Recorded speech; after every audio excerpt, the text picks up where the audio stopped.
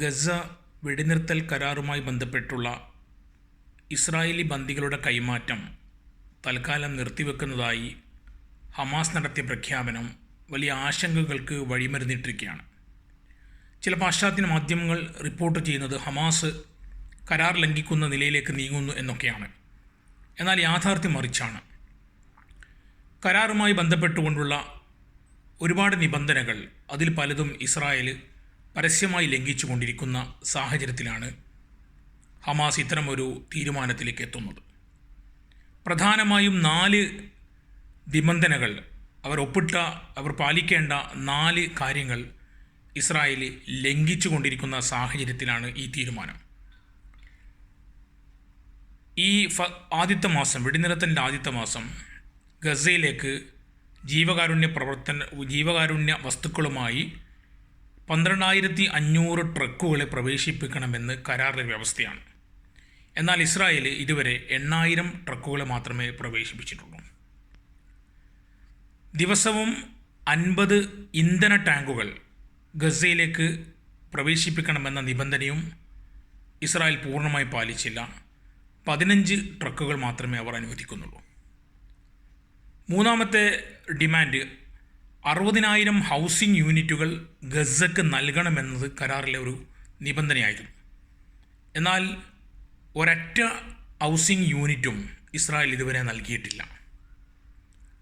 നാലാമത്തേത് ടെൻറ്റുകൾ, 60,000 ടെൻറ്റുകൾ നൽകണമെന്ന് ആവശ്യപ്പെട്ടിടത്ത് 20,000 ടെൻറ്റുകൾ മാത്രമേ അവർ നൽകിയിട്ടുള്ളൂ.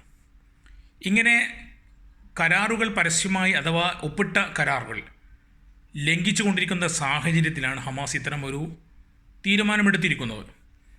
എന്നാൽ അതിനെ ഉരുക്കുമുഷ്ടി കൊണ്ട് നേരിടുമെന്ന പ്രഖ്യാപനമാണ് ഇസ്രായേലും അതുപോലെ അമേരിക്കൻ പ്രസിഡന്റ് ഡൊണാൾഡ് ട്രംപുമൊക്കെ പറഞ്ഞുകൊണ്ടിരിക്കുന്നത്. ഇസ്രായേലിനെ സംബന്ധിച്ചിടത്തോളം അവർക്ക് യുദ്ധം തുടരണമെന്ന് വല്ലാത്ത ആഗ്രഹമുണ്ട്. നെതന്യാഹു മന്ത്രിസഭയിലെ ഏറ്റവും തീവ്ര വലതുപക്ഷ വിഭാഗക്കാരായ രാജ്യരക്ഷാ മന്ത്രി ബെൻഗീറും സാമ്പത്തിക കാര്യമന്ത്രി സ്മോട്രിച്ചുമൊക്കെ യുദ്ധത്തിലൂടെ ഗസ പിടിച്ചടക്കണമെന്ന പക്ഷക്കാരാണ്. അതിന് സന്നദ്ധമാവാത്ത സാഹചര്യത്തിലായിരുന്നു ബെൻഗീർ മന്ത്രിസഭയിൽ നിന്ന് വിട്ടത്. സ്മോട്രിച്ച് ആവട്ടെ നെതന്യാഹുവിന് മുന്നറിയിപ്പ് നൽകിയിട്ടുണ്ട്, 1 മാസത്തിനകം യുദ്ധം ചെയ്യണമെന്ന്. അപ്പോൾ ഇത്തരമൊരു സാഹചര്യം ഒത്തുവരാൻ ഇസ്രായേൽ കാത്തിരിക്കുകയായിരുന്നു. അങ്ങനെ ഒരു പഴുതു കിട്ടാൻ വേണ്ടി ഇവർ പ്രവർത്തിക്കുന്നു. യഥാർത്ഥത്തിൽ ഹമാസിനെ സംബന്ധിച്ചിടത്തോളം ഈ ഇസ്രായേൽക്ക് നിരന്തര കരാർ ലംഘിക്കുന്നു ഒരിക്കലും അംഗീകരിക്കാൻ കഴിയുകയുമില്ല. ഇവിടെ നമ്മൾ മനസ്സിലാക്കേണ്ട കാര്യം, കഴിഞ്ഞ 5 തവണയും ഗസയുമായി ബന്ധപ്പെട്ട യുദ്ധത്തിന് ശേഷമുണ്ടായ വെടിനിർത്തലൊക്കെ നിരന്തരം ലംഘിച്ച ചരിത്രമാണ് ഇസ്രായേലിനുള്ളത്. സയനിസ്റ്റുകൾ പൊതുവെ തന്നെ കരാർ ലംഘനത്തിൻ്റെ വക്താക്കളാണ്.